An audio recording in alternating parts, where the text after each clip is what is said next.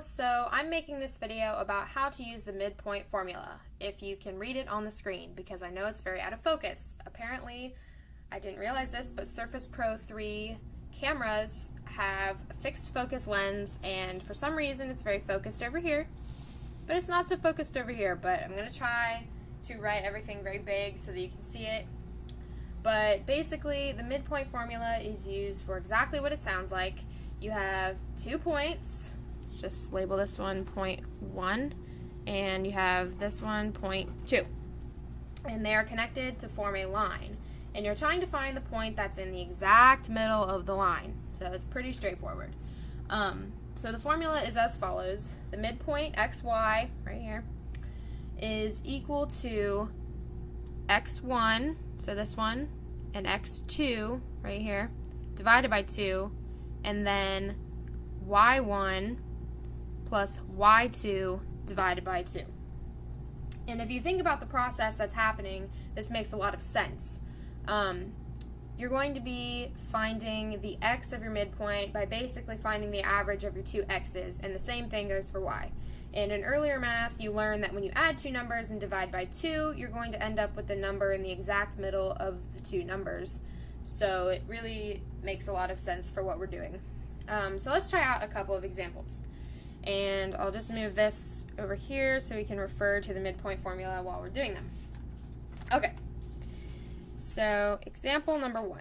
We have 2 points, point 1 and point 2, and we're just going to plug it right into the formula. So we just take it like this and just set it up however you want. I'm just going to set it up in a way that will make it very clear. So we're going to take x1 plus x2 over 2, and then y1 plus y2 and divided by 2. So then basically after that, you just work it out like you would a normal math problem. So we go like this. So 1 plus 3 is 4, divided by 2 equals 2. So now we have our x, just 2. And you do the same thing for your y.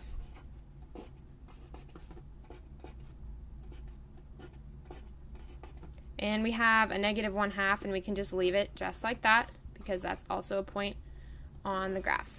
And there you have it. That is one example of midpoint formula. It's pretty straightforward. But let's try another example just to make sure we understand what we're doing. So example number 2. Basically the same thing. We're just going to plug in our numbers into the midpoint formula and work it out. So we have our x1 plus our x2 all over 2. And then the same thing, we have negative 4 plus 4 divided by 2. And those are our y's right there. So then we just work it out. So we take 3 plus 5 equals 8 over 2. That equals 4. That's our x. And then you go negative 4 plus 4 is 0 over 2, which just equals 0. And there is another midpoint, and that would be the point that is in the exact middle of the line created by these 2 points. Okay. One more example to make really sure that we know what we're doing. Okay. Example number 3. So this one is a little different because we have 2 variables instead of 2 numbers. The 2 variables are just another point on the graph, so we just work it out the exact same way. It's made to throw you off, but you shouldn't because you just work it out exactly the same way. So the midpoint is going to equal our x1, which is a, plus our x2, which is 0, divided by 2. And then our y1, which is b, plus our y2, which is 0, divided by 2. So then you just work it out. Whatever a is plus 0 is still going to be that number. So we have a over 2, and then the same thing goes for b. b, whatever it is, if you add 0 to it, it's still going to be the same, so it's just going to be b over 2.